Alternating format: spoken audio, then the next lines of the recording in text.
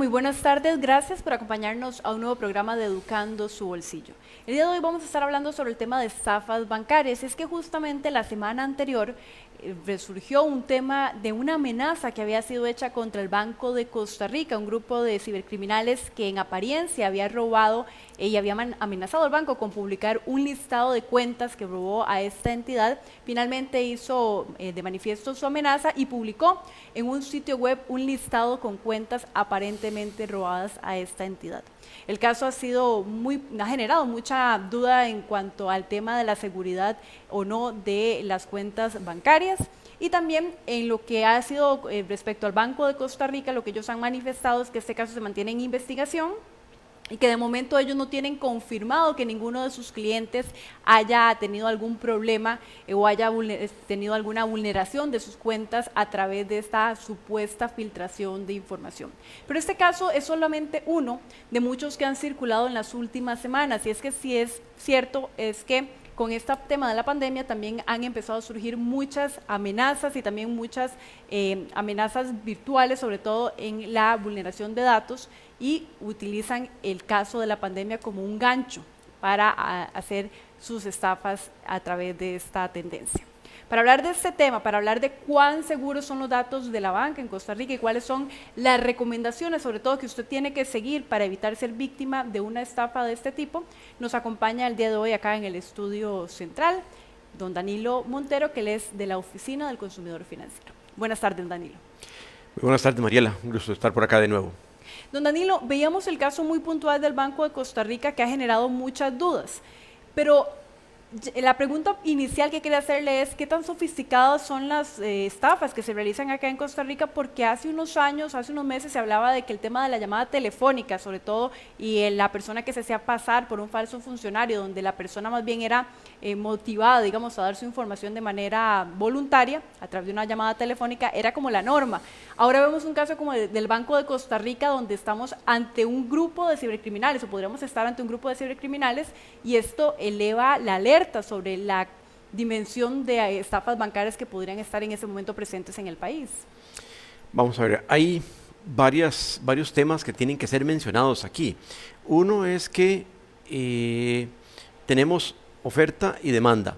Tenemos los criminales que están tratando de tener acceso a la plata de las personas y la demanda de las personas que están anuentes a comprar esos timos.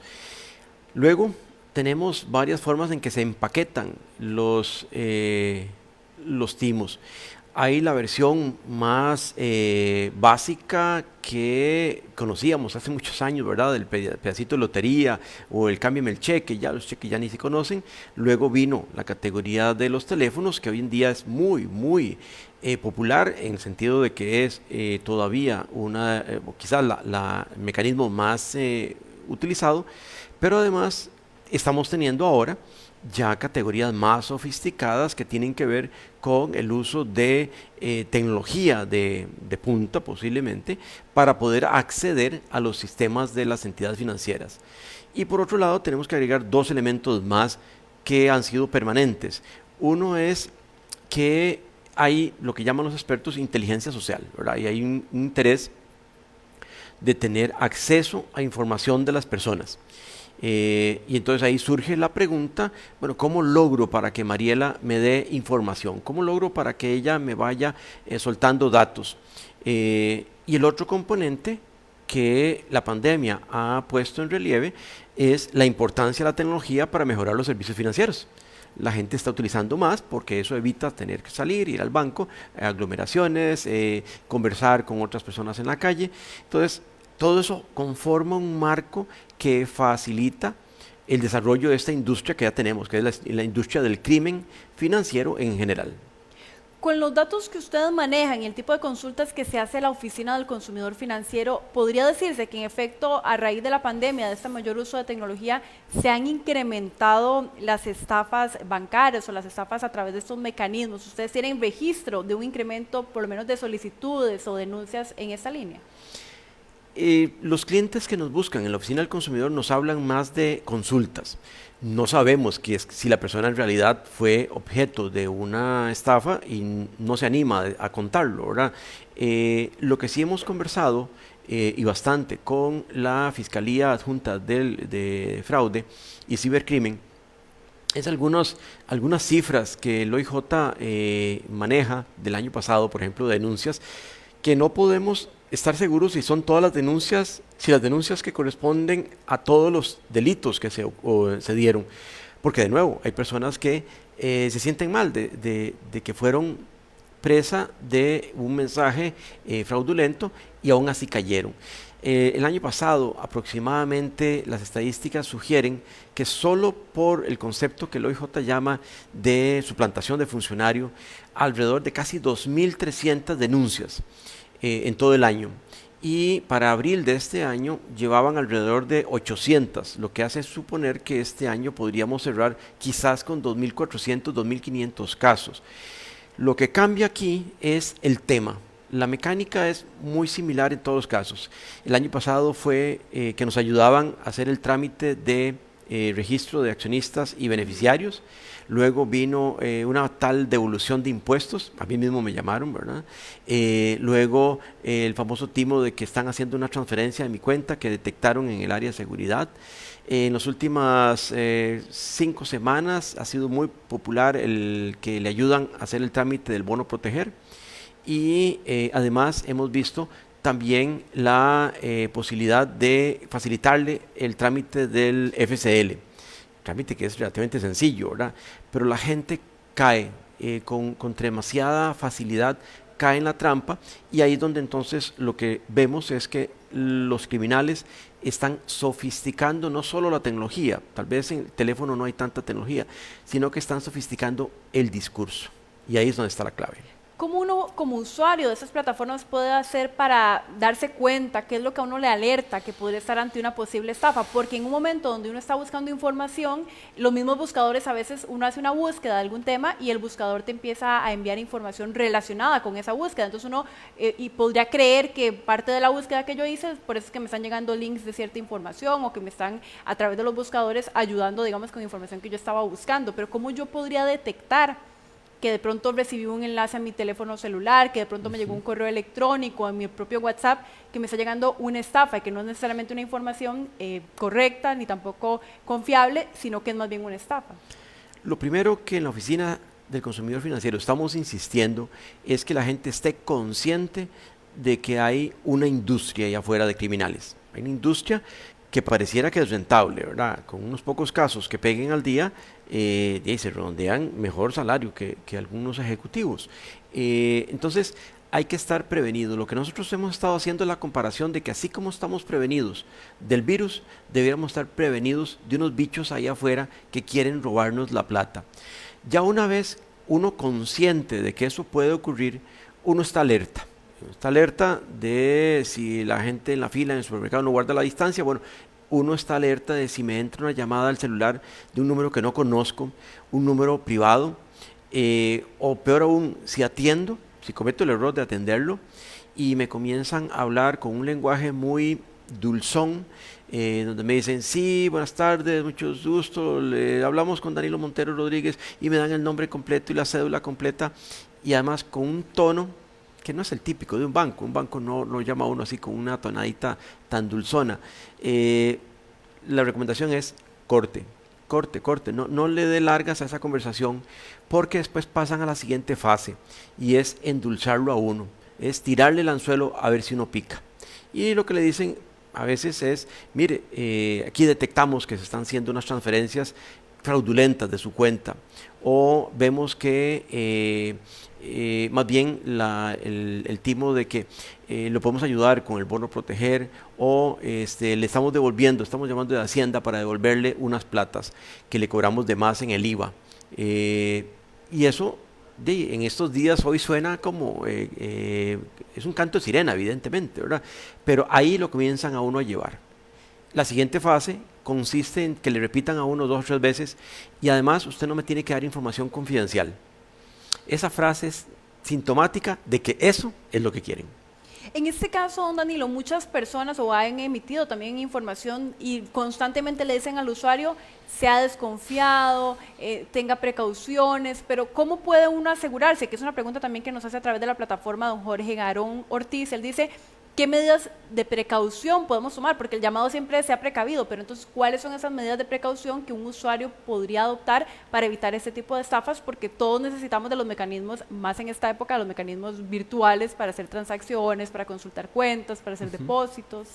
Vamos a ver, recordemos que normalmente, digamos que muy extrañamente, una entidad financiera nos llamaría para pedirnos ningún dato. Nos llaman para ofrecernos una tarjeta, nos llaman para ofrecernos un crédito, nos llaman para ofrecernos una refundición de deudas, pero llamarnos para ayudarnos a tramitar un bono no se identifican como un banco. Ayudarnos a tramitar el FCL no se identifican como un banco. Si fuera una llamada legítima y usted corta, la van a llamar de nuevo. El criminal no vuelve al lugar del crimen. El criminal difícilmente les vuelve a insistir, por lo menos por ahora.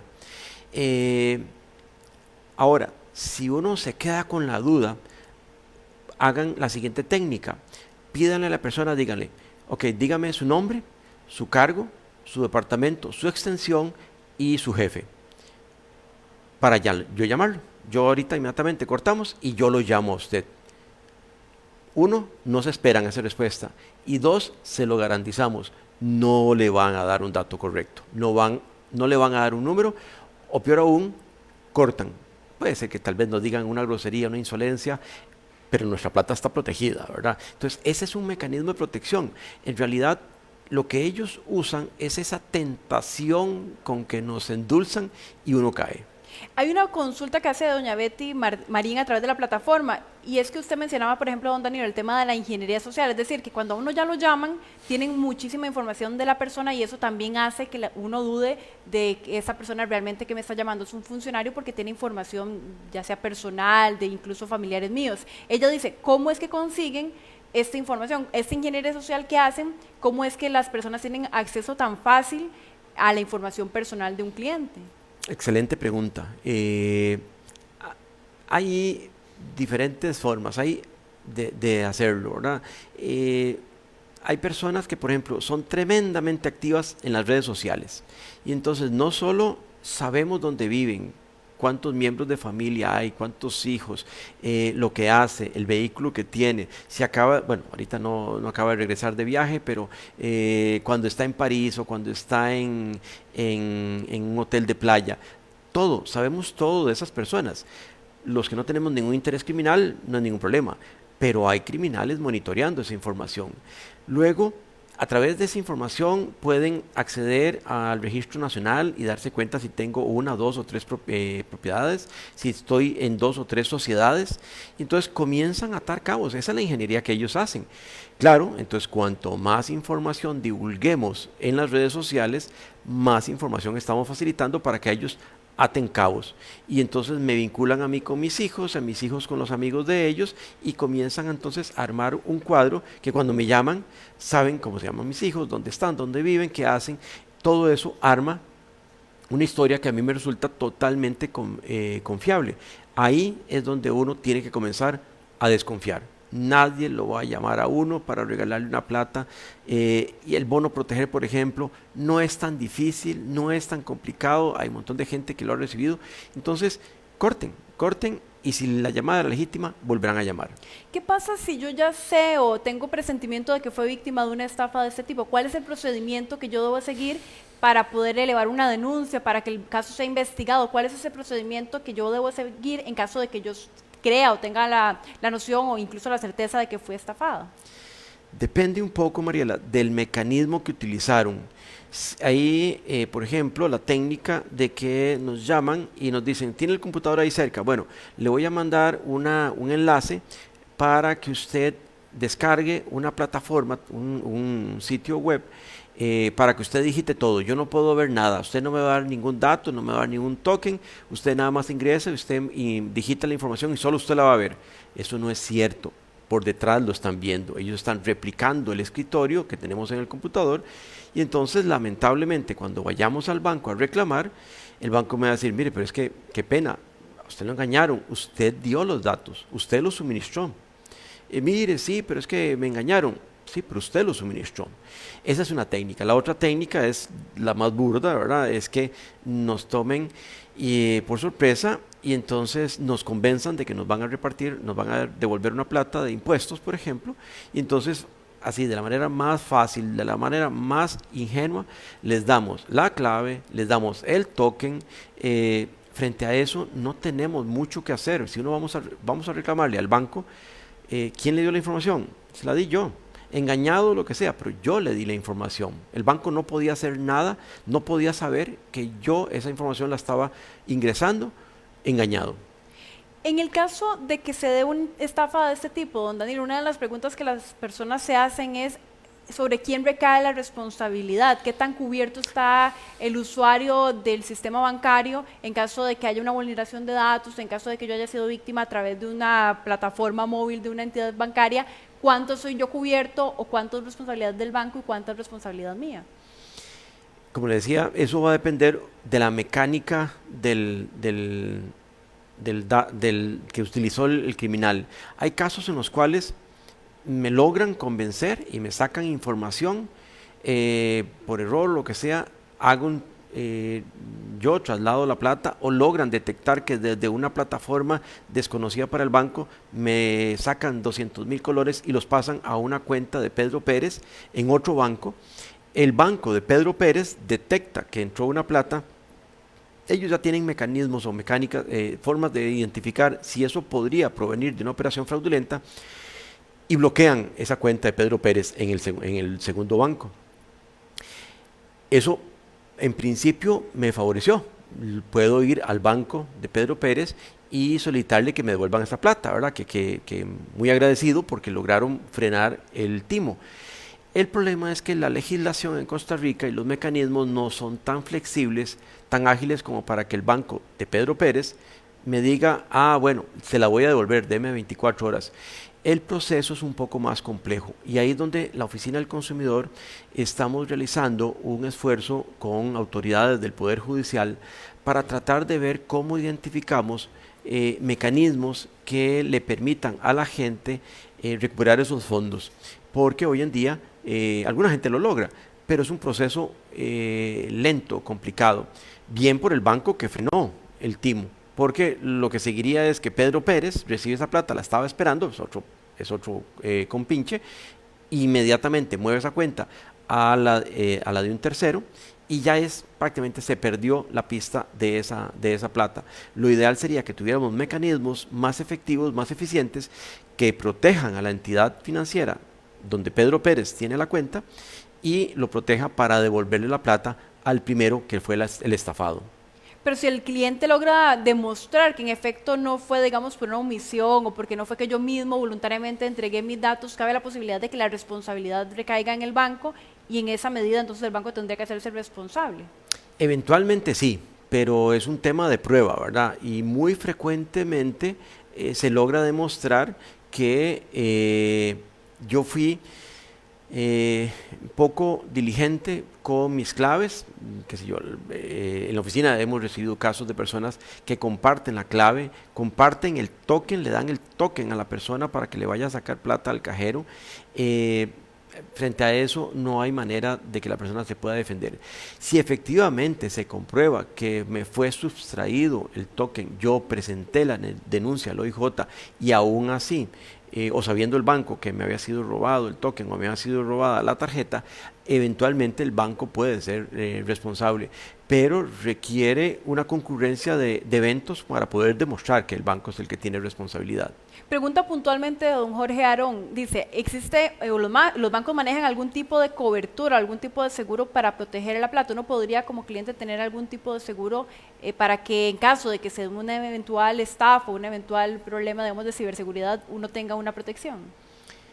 Sí, existen algunas coberturas, algunos seguros de fidelidad, pero son de nuevo seguros que cubrirían al banco en caso de que se demuestre que el banco fue el responsable, pero que cubran sería muy peligroso que exista un seguro que protege incluso los casos donde las personas fueron ingenuamente estafadas, porque si no entonces todo el mundo sería ultra displicente, sería muy descuidado con la información y nadie aceptaría, ninguna entidad aseguradora aceptaría dar un seguro para proteger todos los casos de estafas. El seguro va a proteger a las personas en el caso de que fue el banco el que tuvo algún problema de seguridad y es el responsable de esa estafa. ¿A qué están obligados los bancos? ¿Cuál es el protocolo que un banco debe seguir con el cliente una vez que se está estudiando, investigando, que podría haber una posible filtración de información o que podría haber un intento de estafa? Hay timos muy elaborados, timos muy sofisticados, qué sé yo, la página clonada. Y entonces hemos visto impresiones de dos páginas de un banco donde uno realmente se queda con la duda y de cuál es la legítima y cuál es la falsa. O sea, tan bien hecho el trabajo. Un día de estos me presentaron una información sobre el FCL donde la Superintendencia de Pensiones hacía una advertencia. Y yo lo advertí, yo vi y dije, yo no, esto está mal, porque arriba decía Superintendencia de Pensiones, pero decía SP, no SUPEN. Pero una persona que no está acostumbrada, que no es del medio, difícilmente advierte ese error. Entonces, la advertencia que tienen que hacerle las entidades financieras a las personas es que sean cautelosas. Y las entidades ciertamente han estado incorporando más y más tecnología. Hay cantidad de transacciones que las entidades financieras detectan y nos avisan y todos posiblemente hemos tenido llamadas o mensajes donde nos dicen hay una transacción dudosa en su operación, usted está comprando algo en Miami, no, yo estoy aquí en San José, inmediatamente lo suspenden. Pero los criminales se están sofisticando y entonces hay momentos determinados en que eso no es posible identificarlo. Volvamos al caso que hablábamos al inicio del programa, que es el caso del Banco de Costa Rica y esta lista de cuentas bancarias que ha circulado. En el caso, por ejemplo, de determinarse que en efecto las cuentas bancarias pertenecen, o yo que me doy cuenta que ahí viene mi cuenta bancaria y que en efecto podría tener algún riesgo, digamos, porque mi cuenta viene en este listado que fue filtrado, ¿cuál es el procedimiento que debería hacer un cliente y hasta dónde llega la responsabilidad del banco de tener o de que esa cuenta haya sido publicada y que ande circulando libremente?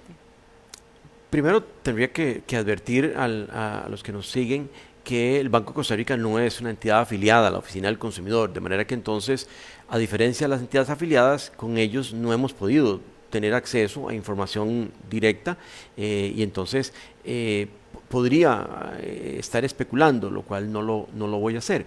Ahora, el consejo que le hemos dado a las personas que nos llaman a la Oficina del Consumidor se relaciona con el hecho, primero que todo, póngase en contacto con la entidad financiera, póngase en contacto con el banco. Uno esperaría que siendo el Banco de Costa Rica sean muy abiertos en darle la información al cliente, al consumidor, al final de cuentas es el cliente. Debiera el banco posiblemente estar en capacidad de demostrarle si efectivamente no ha habido vulneración de sus bases de datos, de sus sistemas de seguridad, demostrarle que tal vez se tuvo acceso al nombre y número de cédula. Bueno, pero eso lo podemos conseguir hasta en el registro civil. El banco debería estar en capacidad de garantizarme que la información está protegida y habría que ver cómo lo está haciendo el banco, pero tratándose de un banco tan serio como lo es el Banco de Costa Rica, deberíamos suponer que toda esta información está en capacidad de suministrársela a la gente y podemos entender que tal vez salir a la opinión pública un banco es difícil porque podría perfectamente estar revelando nueva información para los criminales, porque quienes están intentando hackear la información no son unos angelitos, no son gente que están queriendo ayudarnos. De manera que entonces la recomendación que nosotros hacemos es no sobrereaccionen, no se deje llevar por lo que le dice el vecino, acuda al banco, pídale información, pídale comprobación de que su cuenta está protegida. En este caso, ¿cabría una denuncia, digamos, contra la entidad solamente por ya la publicación del número de cuenta? O en este caso todavía, digamos, es muy precipitado estimar qué es lo que cabría contra el banco solamente porque ya circuló esta lista de datos. Sí, tendría uno que tener una certeza mucho mayor, más allá de que simplemente apareció mi nombre en una lista, porque de nuevo, la información podría ser que se pudo haber obtenido, pero no hackeando las bases de datos del banco. Pudo haber sido alguien tuvo acceso a un funcionario y logró conseguir una llave maya que le bajara los datos y da la impresión de que el banco fue el que fue vulnerado. No, fue un colaborador. No sé si ese fue el caso, ¿verdad? Pero entonces, la prueba que uno utilice tiene que ser mucho más contundente y ahí la recomendación es que un experto, tanto en la parte tecnológica como un experto en la parte legal, lo aconseje para poder saber si no está siendo, si está afectando la honra el prestigio del banco, la reputación del banco. Ante una sospecha de amenaza, don Danilo, ¿cuáles son los pasos, tal vez ya para ir cerrando la entrevista, cuáles son los pasos que debe seguir una persona que tenga sospecha de que fue víctima de una amenaza para asegurarse de que la estafa se detenga, para tener pruebas? ¿Cuáles son esos pasos para tener un procedimiento, digamos, lo más seguro posible dentro del proceso de conseguir o de tener, digamos, una eventual estafa? Uno no debiera esperarse a ocurrir un evento como este. Uno debiera ser mucho más metódico en revisar los estados de cuenta, acceder a la cuenta con cierta regularidad, 1 o 2 veces a la semana por lo menos, revisar los movimientos, cotejarlos contra lo que realmente ocurrió. Si uno ya ve un movimiento extraño, no tiene que esperarse a que surja una noticia como esta. Si uno sospecha que haya habido un movimiento de ese tipo, inmediatamente ponerse en contacto. Todos los bancos tienen servicio al cliente y el servicio, creemos que en general, posiblemente en el Banco de Costa Rica debe ser igualmente de bueno. Y uno le pide explicaciones de, mire, estoy viendo aquí un rebajo de $500 o de 100,000 colones en mi cuenta corriente en un cajero en Peñas Blancas. Y yo nunca he ido a Peñas Blancas y el banco debería estar en capacidad de darme esa información. Pero si no hacemos, si no tenemos esa disciplina de estarle dando seguimiento a nuestras cuentas, puede ser que cuando nos demos cuenta ya ni siquiera, tal vez ni siquiera la ley nos protege porque pasó mucho tiempo y se consumó el hecho. Le agradecemos muchísimo, don Danilo, por acompañarnos esta tarde y a usted también por acompañarnos a través de la transmisión. Los esperamos el próximo lunes con un nuevo capítulo de Educando su Bolsillo.